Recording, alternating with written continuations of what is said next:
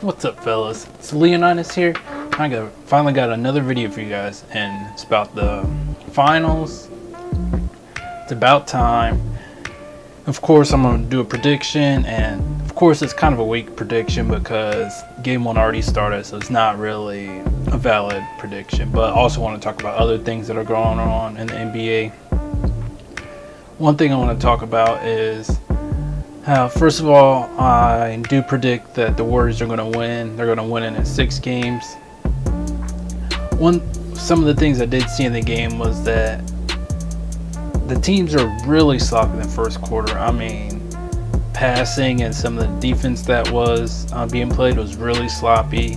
Kevin Durant got way too many just open dunks. I mean, they just gave him an open lane. And that was just atrocious on the Cavs' part. And even the Warriors, they had some breakdowns. They gave, like, Steph Curry tried to switch off LeBron when he was right in the basket. That just gave him an easy dunk.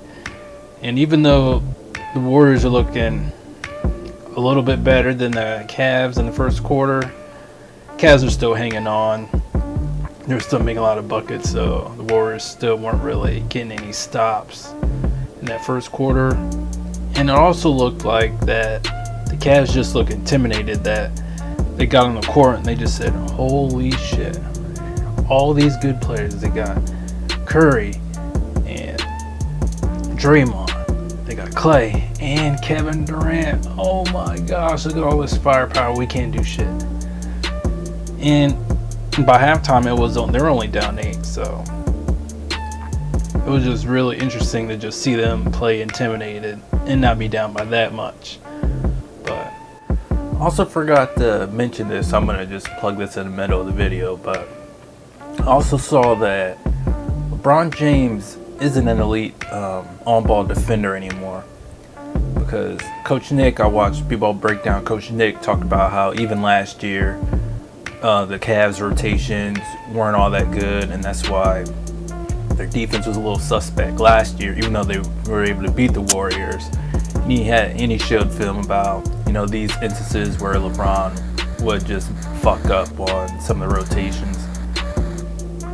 And I just saw in this playoffs, or at least in this finals first game, that whenever LeBron was defending Kevin Durant one-on-one, he couldn't even come all that close to staying in front of Kevin Durant and stop him from being able to drive to the basket and just make him put up a tough shot. So he's a good defender, maybe an above average defender, but he's not an elite defender anymore. He's good. He could still clamp up other players, but he can't quite stop the elite offensive players that he was able to. So I'm ready to put Kawhi Leonard down as the best player in the league, and then LeBron James is number 2, and maybe Kevin Durant's number 3. But just that on-ball defense isn't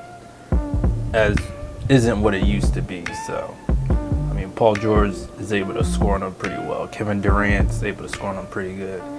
Kawhi Leonard could score on them very well. He makes it hard for him, but he can't shut him down like he used to be able to.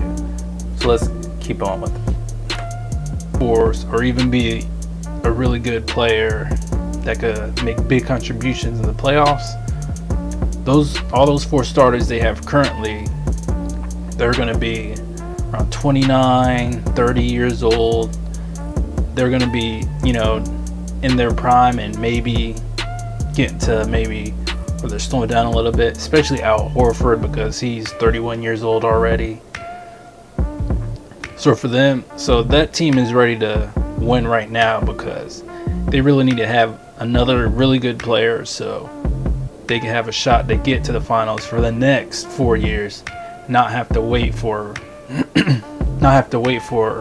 a rookie right now to develop for them to win, because by then, especially if they keep Isaiah Thomas, they need to be trying to win right now.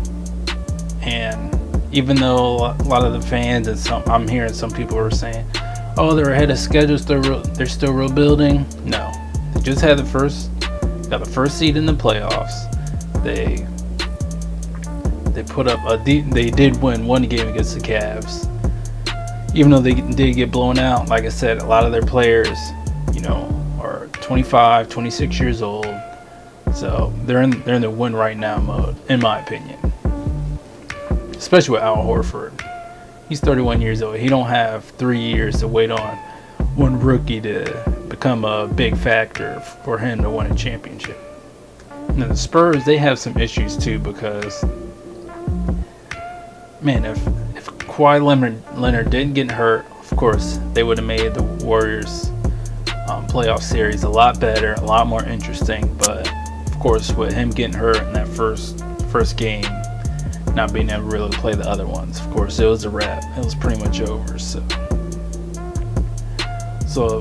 I liked how they fought pretty hard, even though they didn't have enough talent to beat the Warriors. They still fought pretty good, and they have some issues because pretty sure Manu Ginobili, he's going to retire. He's 39 years old. He doesn't look like he could really be a good contributor in next season's playoffs, because for the Spurs and him, it's not really about the regular season. They're about the playoffs and trying to win some series, try to get to the finals, or at least the Western Conference Finals. So I think he's going to retire.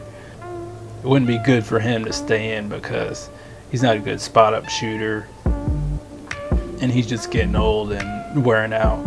Same with Tony Parker. He got hurt pretty bad, and he hasn't been playing all that great. He's getting old. And it's also a Powell that some of the really good players, they're just too old and they're not just able to have a big impact and being able to really slow down, these young stars on the Warriors team. So especially if one of these guys gets hurt, then all of a sudden you got, a backup that's got to play a little bit more. So I think they really need to make sure that if Parker and Powell don't retire, that they got to trade them. They got to get those guys off the team. They got to have some young players that can improve and build a new squad around Kawhi Leonard, because they'll be able to fight the Warriors over the next, 3 or 4 years. And with those, at least with those three old guys, they can't really do it. Even with LaMarcus Aldridge, he's been pretty inconsistent, and he hasn't been having the defensive impact that Tim Duncan had on the team, especially when he was a younger player. So there's been talk of if the Spurs bring on Chris Paul, they're going to have to trade LaMarcus Aldridge. And yeah, I'd agree they'd probably have to move him out because he hasn't been that impactful force that they needed in the low post. So yeah, they might have to move him out to bring up some other young players that they have on their bench right now, and maybe get some other solid players in the free agency or the draft. Try to make sure that team is young and really have a lot of room to grow over the next few years, so they could really improve and could really challenge the Warriors and even beat them, next year, in 2 or 3 years. Then what also is interesting is that of course the Warriors are likely to win, and if they do win, this is going to create a big problem for the league, because even though a lot of people say that, oh yeah, the NBA is really popular when it's just the Lakers and the Celtics are dominating, or it's just, a couple teams are really dominant. My opinion, it's just not as interesting because it's just the same teams year after year after year that are getting in, and it's just not as climatic, it's not as dramatic, it's not as exciting, because it is a little bit less exciting since the Cavs and the Warriors played against each other last season. So for them to be playing against each other this season, it's not as interesting. Especially going to be the same way if both these teams make it to the finals again next year. So these super teams, it's not going to be all that great for the NBA.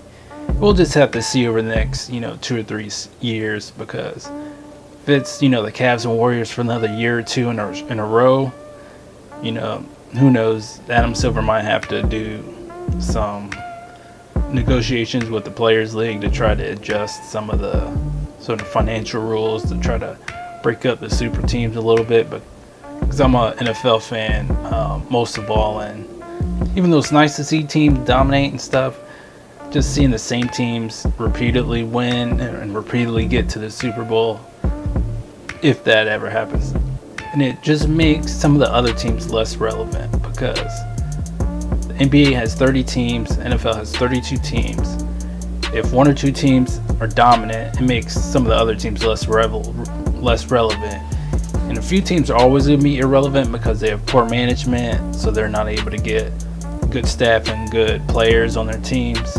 But to have, super teams and juggernaut teams, that really exacerbates the problem. It just makes those teams even less relevant, and other teams that might have been able to compete better, maybe they had a shot to, make the championship games or the championship round.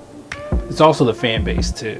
If you're a fan of some of these smaller teams, or the teams that not are always able to build up a dynasty or a juggernaut team, you have less of a chance for your team to make it to the late in the playoffs or the championship game, like I said earlier.